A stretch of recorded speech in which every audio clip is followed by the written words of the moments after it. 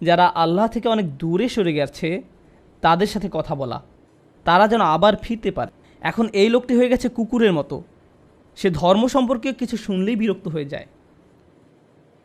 এই ব্যক্তি কিন্তু সেই ব্যক্তি যে দিন সম্পর্কে জানতো, সে ধার্মিকও ছিল, কিন্তু যখনই সে এর থেকে দূরে সরে যাওয়া শুরু করলো, তারপর যখন ইসলামে কোনটা সঠিক কোনটা ভুল এই সম্পর্কে কিছু শুনে মনে মনে সে এটা আর পছন্দ করে না, সেটাতে বিরক্ত হয়। তারা নামাজ পড়ে কোনো শান্তি পায় না, মুসলিমদের কোনো জমায়েতে সে অস্বস্তি বোধ করে, কোনো কিছু জানতে সে বিরক্ত হয়। তাই তারা মুসলিম সঙ্গ থেকে দূরে সরতে থাকে এবং তার অন্ধকার জগতের সঙ্গী বেছে নেয়। বাজে ধরনের পরিবেশে তারা মিশতে শুরু করে, কিন্তু সেখানে গিয়েও তারা অস্বস্তিতে ভুগতে থাকে।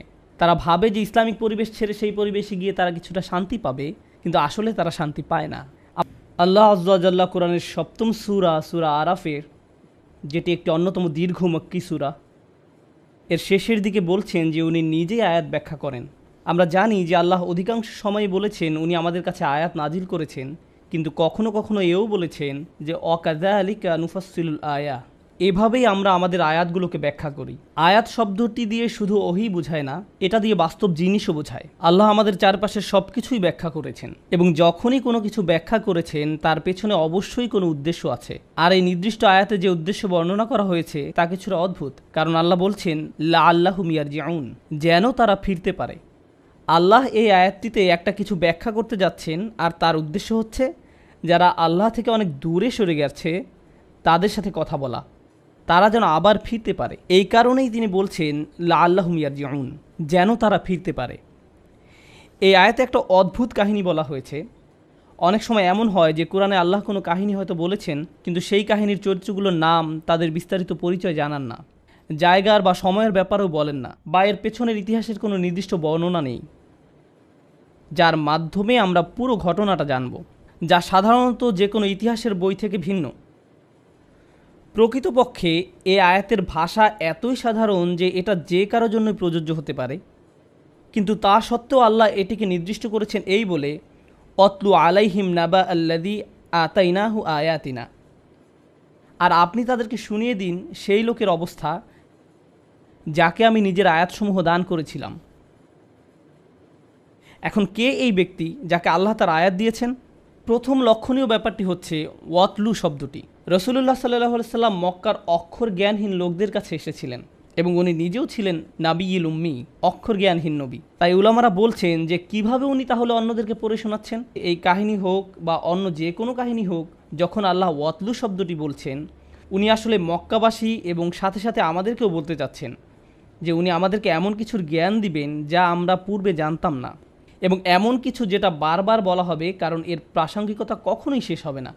ব্যাপারটি এমন না যে এটি পূর্বে হয়েছে ব্যাস শেষ। এটা আমার আপনার উপরেও প্রযোজ্য। এটা একটা জীবন্ত বই, এটা একটা জীবন্ত বিবরণ, আর সেই কারণেই এর ভাষাটা সার্বজনীন থাকাটাই যুক্তিসঙ্গত। আমি আগেও বলেছি যে এই ক্ষেত্রে আল্লাহ কোনো বিশেষ লোক বা ব্যক্তির নাম উল্লেখ করেননি। কেন? কারণ এটি একটি আর্কিটাইপ, যে কেউ হতে পারে, আমি, আপনি বা যে কেউ। এটা আমাদের যে কারো কাহিনী হতে পারে। তাই মনোযোগ দিয়ে শুনুন আর ভাবুন যে এটা আপনার জন্য প্রযোজ্য কিনা। আল্লাহ বলেন আল্লাযী আতাইনাহু আয়াতিনা, যাকে আমি আমার আয়াত দিয়েছি। অন্য কথায় এই সেই ব্যক্তি যাকে আল্লাহ তাআলা তাঁর পথ দেখিয়েছেন, যাকে আল্লাহ তাআলা তাঁর পথ দেখিয়েছেন। কোনো স্কলার যে কিনা কুরআন, হাদিস, শরিয়া আইন, ফিকহ নিয়ে 50 বছর ধরে পড়াশোনা করেছেন, 50 বছর ধরে পড়াশোনা করেছেন, তাকে আল্লাহ তার আয়াত দিয়েছেন। আবার এমন কেউ যে কিনা কোনো পাবলিক লাইব্রেরিতে বসে হয়তো কোরআনের একটি অনুবাদ করা কপি পড়ে মুসলিম হয়েছে, তাকেও আল্লাহ তার আয়াত দিয়েছেন।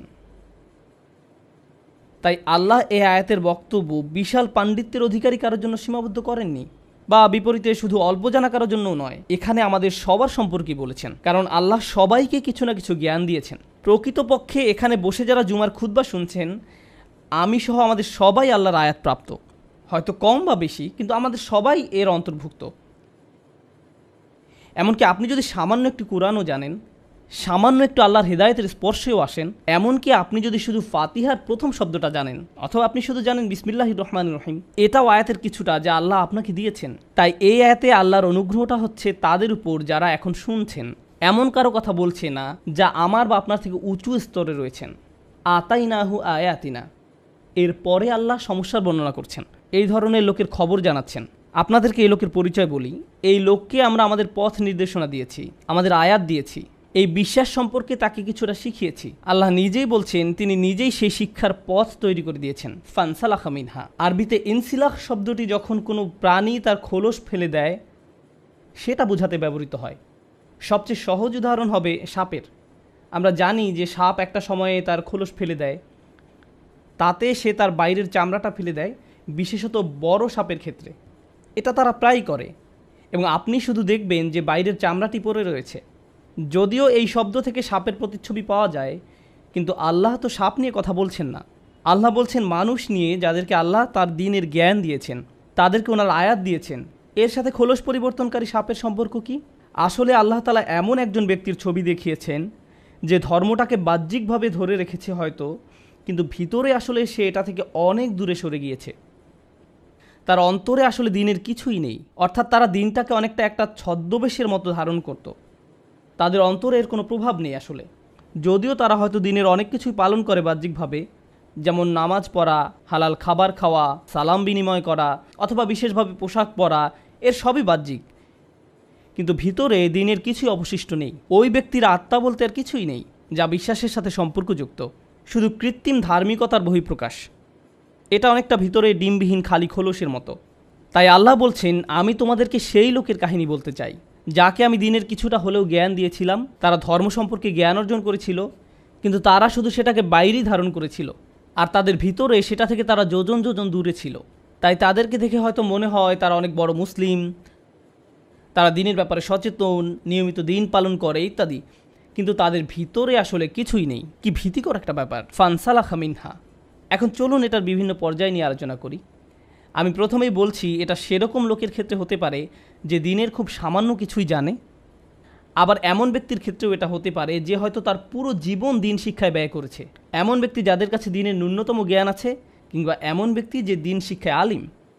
এমন হতে পারে যে জীবনের কোনো না কোনো পর্যায়ে তারা হয়তো আল্লাহ যা তাদেরকে দিয়েছেন তা থেকে বিচ্যুত হয়ে যায়। ও আরেকটা কথা, আল ইনসিলাহ আর আল ইবতিয়াদ সমার্থক, নিজেকে দূরে সরানো। আল্লাহ তাদেরকে যা দিয়েছেন তারা তার থেকে দূরে সরে যায়, কেউ একজন যদি আল্লাহ তাকে যা দিয়েছেন তার থেকে বিচ্যুত হয়ে যায়, তাহলে সে জীবনে যত জ্ঞানই অর্জন করুক না কেন, যত পড়াশোনাই করুক না কেন, এই দ্বীনের প্রকৃতি হচ্ছে এটা পাওয়ার পর আপনি কোনো পরিশ্রম করা ব্যতীত ধরে রাখতে পারবেন না। আপনি এরকম বলতে পারবেন না যে আমি 2 বছর আগে পুরো কোরআন পড়েছিলাম, এখন আমি জানি এতে কি আছে, এটাই যথেষ্ট। এরকম হবে না। আল্লাহ বনী ইসরাঈলদের বলছেন হুজুমা আতাইনাকুম বিকুওয়াতিন। অন্য আরেক জায়গায় বলছেন ওয়াসমাউ, আমি তোমাদেরকে যা দিয়েছি প্রবল শক্তি দিয়ে তা ধরে রাখো। আপনাকে এই কিতাব শক্ত করে ধরতে হবে এবং এতে কি আছে তা বারবার নিজেকে স্মরণ করাতে হবে। আরেক জায়গায় আল্লাহ বলছেন বারবার শুনতে থাকো। এমন পরিবেশে আপনার থাকতে হবে যেখানে আপনি শুধু উপদেশ দিবেন না, উপদেশ নিবেনও। আপনি এমন হতে পারবেন না যে আমি সব জানি, আপনাকে বারবার তা নিজেকে মনে করাতে হবে, বারবার দ্বীনের সাথে আপনার নিজেকে সম্পৃক্ত করতে হবে।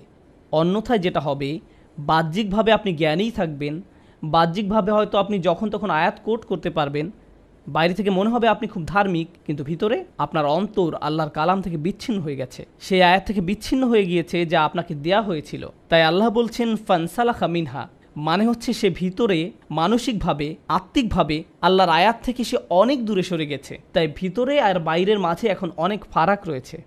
আর যখনই এরকম হয় ফাআতবাআহু শাইতান, শয়তান সাথে সাথে তাকে অনুসরণ করা শুরু করে, তাকে পথভ্রষ্ট করার সর্বোচ্চ প্রচেষ্টা চালাতে থাকে। আরবিতে তাবিআ মানে হচ্ছে কাউকে অনুসরণ করা, আর আতবা হয়, এটাকে আরবিতে বলা হয় মুবালাগা, মানে হচ্ছে কোনো কিছু জোর দেয়া বোঝানো। আর অর্থ দ্বারায় সে তাকে প্রতি পদে পদে অনুসরণ করে, একটা সেকেন্ডও এমন যায় না যে শয়তান তাকে ছাড়ে। এখানে শয়তান সম্পর্কে একটা জিনিস জানতে পারছি যে এমন ব্যক্তি যে আল্লাহর দিকে এগিয়ে এসেছিল, যাকে আল্লাহ আয়াত দিয়েছিলেন, যখন সে আল্লাহ থেকে দূরে সরতে থাকে শয়তান সুযোগ দেখতে পায় এবং সে তার পেছনে উঠে পড়ে লাগে। সেই লোকই হয়ে পড়ে তার প্রধান প্রজেক্ট, সে সব কিছু ছেড়ে আপনার পেছনে লাগে। এটাই ফাতবাহু শাইতান।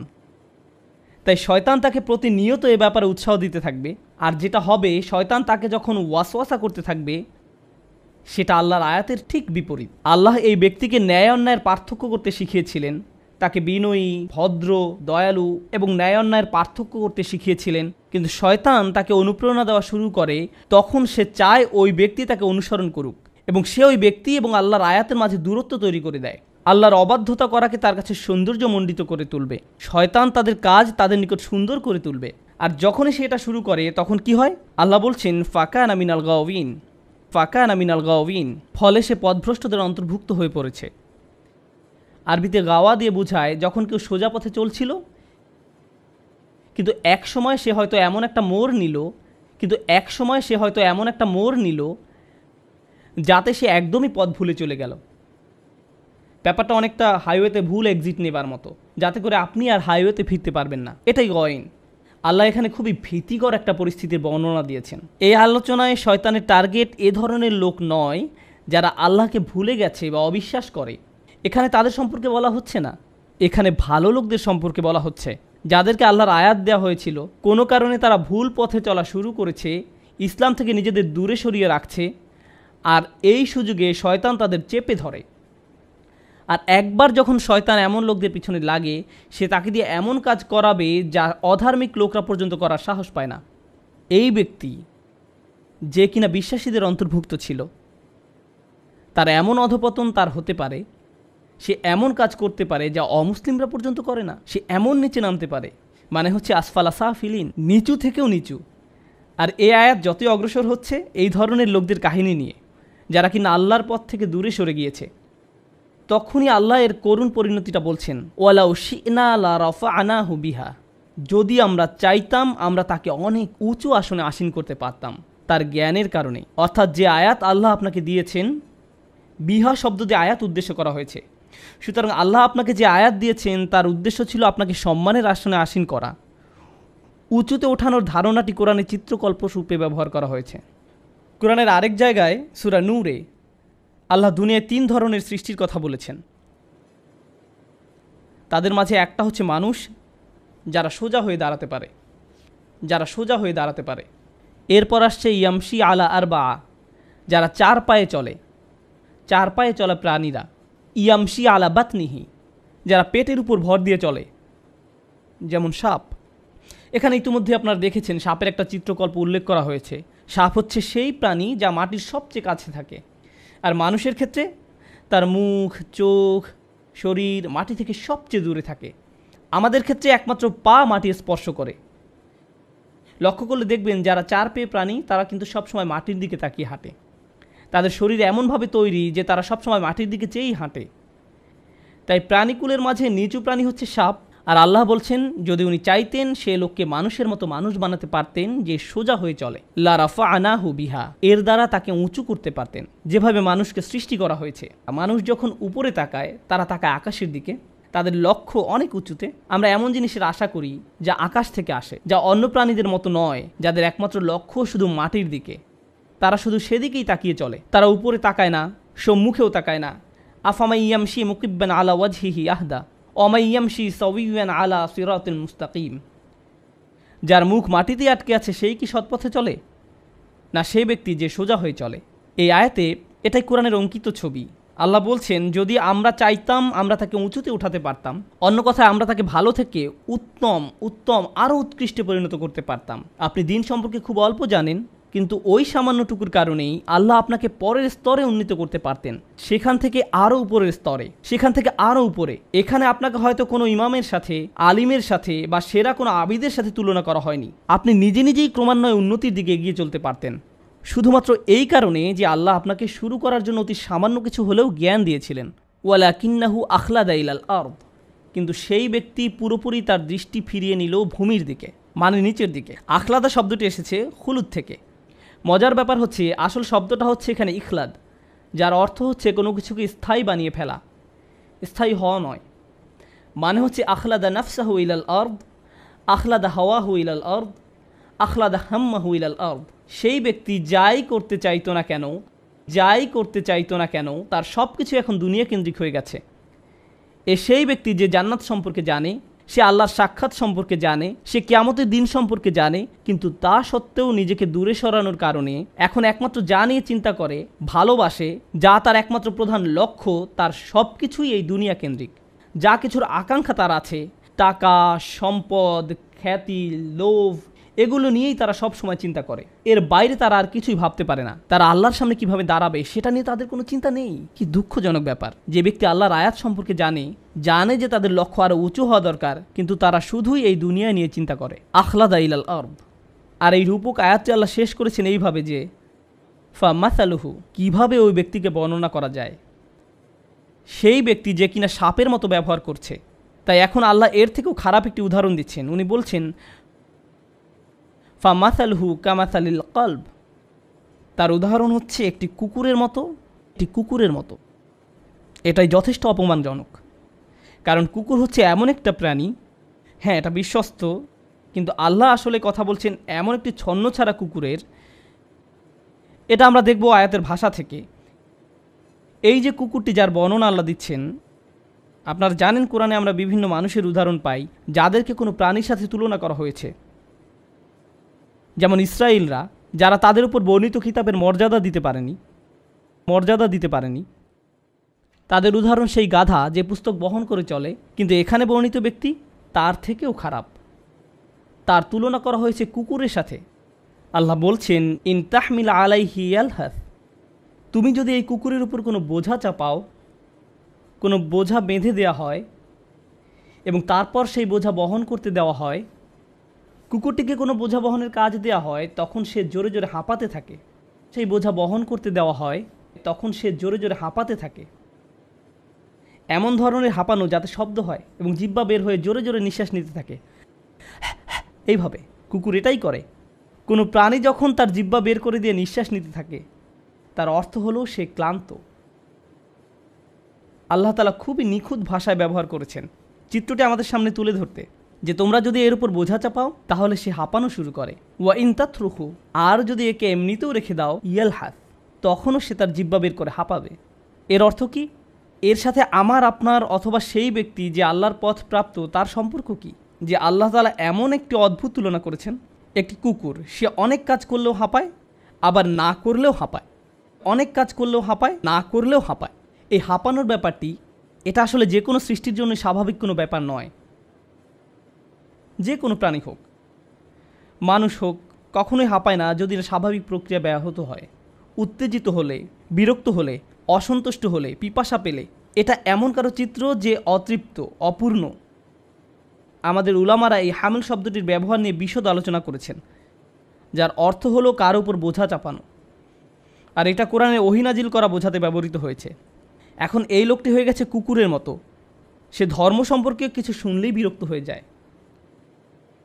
এই ব্যক্তি কিন্তু সেই ব্যক্তি যে দিন সম্পর্কে জানতো, সে ধার্মিকও ছিল, কিন্তু যখনই সে এর থেকে দূরে সরে যাওয়া শুরু করলো, তারপর যখন ইসলামে কোনটা সঠিক কোনটা ভুল এই সম্পর্কে কিছু শুনে মনে মনে সে এটা আর পছন্দ করে না, সেটাতে বিরক্ত হয়। তারা নামাজ পড়ে কোনো শান্তি পায় না, মুসলিমদের কোনো জমায়েতে সে অস্বস্তি বোধ করে, কোনো কিছু জানতে সে বিরক্ত হয়। তাই তারা মুসলিম সঙ্গ থেকে দূরে সরতে থাকে এবং তার অন্ধকার জগতের সঙ্গী বেছে নেয়।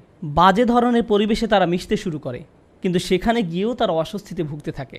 তারা ভাবে যে ইসলামিক পরিবেশ ছেড়ে সেই পরিবেশে গিয়ে তারা কিছুটা শান্তি পাবে, কিন্তু আসলে তারা শান্তি পায় না। আবার কোনো কোনো উলামার মতে এটা তাদের অতৃপ্ত দুনিয়াবি কামনা বোঝাচ্ছে। যখন তারা দুনিয়া নিয়ে ব্যস্ত হয়ে পড়ে, তখন আল্লাহ তাআলা দুনিয়ার জন্য তাদের তৃষ্ণা আরও বাড়িয়ে দেন।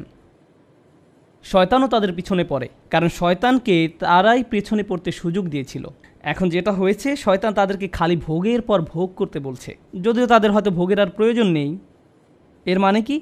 এর মানে হচ্ছে এমন কেউ যে হয়তো টাকা পয়সা কামানোতে আসক্ত হয়ে পড়ে,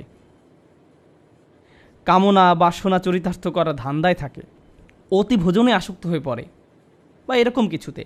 তারা খাবার কথা চিন্তা করে যখন তারা ক্ষুধার্ত থাকে, আবার যখন থাকে না তখনও তারা খাবারের কথাই চিন্তা করে। তারা হয়তো দুপুরের খাবার খাচ্ছে আর তখন চিন্তা করছে রাতের খাবারে কি খাবে। তারা জিনিসপত্র কেনাকাটা নিয়েও অতিরিক্ত মগ্ন থাকে। হয়তো তারা দেনার ভারে ডুবে আছে, তখনও ভাবতে থাকে আমার ক্রেডিট কার্ড দিয়ে কি কি কেনা যায় আর কি পাওয়া যায়। এভাবে মানুষ মানসিক অসুস্থতায় ভুগতে থাকে এবং কোনোভাবেই নিজেকে প্রতিহত করতে পারে না। যেভাবে একটি কুকুরও নিজের হাঁপানো বন্ধ করতে পারে না, কারণ থাকুক আর না থাকুক, প্রয়োজন থাকুক আর না থাকুক, হাঁপাতে থাকে। আর এই অস্বস্তিকর রূপকের আলোচনাটা যখন শেষ হতে শুরু করলো, আল্লাহ আযজা ওয়া জাল্লা বলছেন যালিকা মাসালুল কওম আল্লাযীনা কাযযাবু বিআয়াতিনা, এটা হচ্ছে সেই ধরনের লোকেদের উদাহরণ যারা আমার আয়াতকে মিথ্যা প্রতিপন্ন করেছে। আল্লাযীনা কাযযাবু বিআয়াতিনা, এই অংশটুকু কোরআনে সবসময় অবিশ্বাসীদের জন্য ব্যবহার করা হয়েছে, বিশ্বাসীদের জন্য নয়। আর এই আয়াতে দেখা যাচ্ছে আয়াত শুরু হয়েছিল এমন কারো কথা দিয়ে যে কিনা বিশ্বাসী ছিল, আর এখন এসে বলা হয়েছে যখন সেই ব্যক্তি এই পর্যায়ে এসে যায় তখন আল্লাহর দৃষ্টিতে সে অবিশ্বাসীদেরই সমতুল্য। তাহলে কী লাভ হলো? আমাদেরকে আল্লাহর আয়াত দেওয়া হয়েছে যেন আমরা মানুষ হিসাবে বাঁচতে পারি, কোনো জন্তু হিসেবে নয়। এমন কেউ না যে প্রবৃত্তির বশে সব কিছু করে। যদি আমরা তা না করতে পারি তাহলে অন্য কারোর সাথে এই ব্যক্তির কী পার্থক্য রইল? খালি বাহ্যিকভাবে এমন ভাব ধরা যে আল্লাহর কিতাবের প্রতি তার অনেক ভালোবাসা রয়েছে, কিন্তু ভিতরে এর প্রতি কোনো টান বোধ না করা। আল্লাযীনা কাযযাবু বিআয়াতিনা, আল্লাহ যেভাবে আয়াত শেষ করেছেন সেটা দেখে আমি একেবারে বাকরুদ্ধ। ফাকসুসিল কসাস লাআল্লাহুম ইয়াতাফাক্কারুন, তাদেরকে বিবিধ কাহিনী বলুন যেন তারা চিন্তা করতে পারে। এইভাবে আয়াতটি শেষ হয়েছে, তাদেরকে বিবিধ কাহিনী বলুন। আল কাসাস বহুবচন, এর মানে হচ্ছে এই যে ঘটনাটি শুধু একটি মাত্র ঘটনা নয়, বারবার এই ঘটনা চলতেই থাকবে। আমাদের চারপাশে এমন অনেক লোক থাকবে যারা হয়তো একসময় ধার্মিক ছিল, কিন্তু একসময় সে নাই হয়ে গেছে। গোপনে ধর্ম মেনে না চলে উপরে উপরে দেখানোর মানে হলো প্রকৃতপক্ষেই ধর্ম অস্বীকার করা। এরকম কাহিনী আমাদের চারপাশে অহরহ ঘটবে, তাই তাদেরকে নিয়ে ভাবতে হবে। লাআল্লাহুম ইয়াতাফাক্কারুন, যেন তারা গভীরভাবে ভাবতে পারে। আর এটাও ভাবতে হবে যে আমি নিজেও কি সে একই রাস্তায় যাচ্ছি কিনা। কুরআনে যতবার আল্লাহ বলেছেন গভীরভাবে চিন্তা করো, এটা আসলে প্রত্যেকের নিজের সম্পর্কে। কুরআনে তাফাক্কুর শব্দটি খেয়াল করে দেখুন, প্রতিবার দেখবেন এটা আপনার নিজের দিকে আঙ্গুল উঠাচ্ছে। আয়াতের শেষ অংশ পড়ার সময় অন্য কেউ যার চূড়ান্ত অধঃপতন হয়েছে তার কথা চিন্তা করার আগে আল্লাহ বলছেন যে নিজের কথা চিন্তা করুন আগে, যেন নিজের গল্পটাও পরবর্তী ভয়ঙ্কর গল্পের মতো না হয়। তারা যেন এই ট্র্যাপের পরবর্তী শিকার না হয় যারা ভাবে যে কিভাবে এই আয়াত তাদের উপর প্রযোজ্য। যাবার আগে আমি আপনাদের জন্য একটি চিন্তার খোরাক দিয়ে যাচ্ছি। অনেক লোক আছে যাদের জন্য দিনের পড়াশোনা করাটা আল্লাহ সহজ করে দিয়েছেন। এমনকি রাসূলুল্লাহ সাল্লাল্লাহু আলাইহি সাল্লামের সময়ও এমন ঘটনা ছিল। যারা বাইবেল নিয়ে পড়াশোনা করত, যারা হিব্রু ভাষা শিখে ধর্ম নিয়ে পড়াশোনা করত, তারা তাওহীদের ব্যাপারে নিঃসন্দেহ ছিল, কিন্তু তারা রাসূল সাল্লাল্লাহু আলাইহি সাল্লাম সম্পর্কে সন্দিহান ছিল। তারা ওনার কাছে এসে বলল, আসলাম তু বিল হানিফিয়া, এই এক ইলাহের ধারণা, এটা নিয়ে আমাদের কোনো সন্দেহ নেই, আমার এতে কোনো সমস্যা নেই, আমি শিরক পছন্দ করি না, কিন্তু আপনাকে নিয়ে আমার সন্দেহ আছে। আমার এতে সন্দেহ আছে যে আপনি সত্যিই আল্লাহ রসুল কিনা। তারা রসুল সাল্লাল্লাহু আলাইহি সাল্লামকে এই কথা বলতো। রাসূলুল্লাহ সাল্লাল্লাহু আলাইহি সাল্লাম তাদেরকে প্রমাণ দিতেন, কিন্তু পরে দেখা যেত যে এই সব লোকের দিন বিষয়ক পড়াশোনার সাথে তাদের অন্তরের কোনো যোগাযোগ নেই। রাসূলুল্লাহ সাল্লাল্লাহু আলাইহি সাল্লামের এই প্রজ্ঞা ছিল যে উনি বলতেন, তোমার মুখ দিয়ে যা বের হচ্ছে তা আসলে তোমার অন্তরের প্রতিফলন নয়, দুইটা ভিন্ন। শেষে এরাই ইসলামের কঠিন শত্রুতে পরিণত হলো। আজকের দিনেও এমন লোক আছে যারা দিনের শিক্ষাকে পাশ কাটিয়ে চলে। যেমন আমি নিজে যখন ইউনিভার্সিটিতে ইসলামিক স্টাডিজ করতাম, সেখানে অনেক নন মুসলিম প্রফেসর ছিল। তারা হয়তো এক যুগেরও বেশি সময় ধরে কোরআন নিয়ে পড়াশোনা করছে। মানে আমি যেটা বলতে চাচ্ছি যে তারা কোরআন নিয়ে অনেক অনেক জ্ঞানী। এমনকি তারা এটাও স্বীকার করে যে এটা একমাত্র ঐশী বাণীই হওয়া সম্ভব, এটা একমাত্র সৃষ্টিকর্তার কাছ থেকেই আসা সম্ভব, কোনো মানুষের পক্ষে এটা সম্ভব নয়, যেটা আসলে বলতে গেলে মুসলিম হিসাবেই নিজেকে সমর্পণ করার মতো। তো তাহলে কেন তারা পুরোপুরি মুসলিম হতে পারছে না? তখন তারা বলবে যে নিঃসন্দেহে এটা অসাধারণ, কিন্তু আমাকে আরও ভাবতে হবে। পরবর্তী পদক্ষেপটা তারা আর নিতে পারে না, কারণ হ্যাঁ, তাকে অনেক অনেক আয়াত দেয়া হয়েছে, কিন্তু সে ওই কমিটমেন্টটা করতে প্রস্তুত নয়। কারণ তা করলে তার নিজেকে পরিবর্তন করতে হবে, কারণ এটা স্বীকার করলেই আপনার নিজেকে পরিবর্তন করতে হবে। আল্লাহ বলছেন, বাল ইউরিদুল ইনসানু লিয়াফজুরা আমামাহ, আসল ঘটনা সেটাই, মানুষ আসলে নিজের প্রবৃত্তির অনুসরণই করতে চায়। এটাই আসল ঘটনা। তাদের সামনে কোনো কিছু আসলো, তাদের মন চাইলো, তারা সেটা করলো, আর পরিণতি নিয়ে কোনো চিন্তাই করলো না। যখন আপনি দিনকে পুরোপুরি গ্রহণ করেন, তারপর যখনই আপনি কোনো কিছু বলতে যান বা করতে যান, কোনো লেনদেন করতে যান, আপনি এর ফল চিন্তা করেন, আর তখন আপনি নিজেকে প্রতিহত করেন। ওয়ানাহান নাফসা আনিল হাওয়া, সে নিজেকে নিজের প্রবৃত্তির অনুসরণ করা থেকে বিরত রাখলো। এই ধর্মে আসলে আপনাকে এটা মানতে হবে, কিন্তু যারা মানে না, তারা সেটা করতে চায় না। তাদের কাছে ধর্মটা ইন্টারেস্টিং মনে হয়, তারা সেটা নিয়ে পড়াশোনাও করতে পারে, সেখান থেকে অনেক কিছু কোট করতে হয়তো পারে, কিন্তু এখানেই শেষ। আর দুঃখজনকভাবে অনেক রেগুলার মুসলিমদের অবস্থাও এমন হয়। তারা কোরআনের তিলাওয়াত শুনতে পছন্দ করে, তারা হয়তো বিভিন্ন ইসলামিক লেকচার শুনতে পছন্দ করে, বলবে হয়তো অন্যকে এটা শুনেছো, ওইটা শুনেছো, আরে আমি তো সব ডাউনলোড করে ফেলেছি। সেই জিনিসগুলো শুনতে পছন্দ করেন, কোট করতে পছন্দ করেন, বইপত্র সংগ্রহও আছে অনেক, কিন্তু সেগুলো অনুযায়ী চলা সেই ক্ষেত্রে ইনসিলাহ করবে, তা পাশ কাটিয়ে যাবে। জীবনের যে বিষয়গুলোতে অবিশ্বাসীরা অগ্রাধিকার দেয়, তারাও সেই বিষয়গুলোতে অগ্রাধিকার দিবে। আল্লাহ আমাদেরকে তাদের অন্তর্ভুক্ত না করুন যারা শুধু কৃত্রিমভাবে দিনের প্রতি অনুরক্ত। আমরা যেন ভিতরে এবং বাইরের সব দিক থেকে আল্লাহর কাছে সমর্পণ করার মানসিকতা ধারণ করতে পারি। আল্লাহ আমাদের কমতিগুলো মাফ করুন এবং তাদের অন্তর্ভুক্ত না করুন যাদের পেছনে শয়তান আদা জল খেয়ে লেগে পড়ে, আর তা থেকে আমরা নিজেকে আর বাঁচাতে পারি না। আমি আল্লাহ তাআলার কাছে চাই যেন আল্লাহ আমাদের তরুণ, বৃদ্ধ, পুরুষ, নারী, শিশু সবার মাঝে আল্লাহর দ্বীনের প্রতি, আল্লাহর কিতাবের প্রতি একটি প্রকৃত ভালোবাসা দেন। আমাদের প্রত্যেককে আল্লাহ যে নিয়ামত দিয়েছেন আমরা যেন সেটা অনুধাবন করতে পারি, আর আমাদের জীবনে যেন তা ধরে রাখতে পারি। বারাকাল্লাহু লি ওয়া লাকুম। আসসালামু আলাইকুম ওয়া রাহমাতুল্লাহি ওয়া বারাকাতুহু।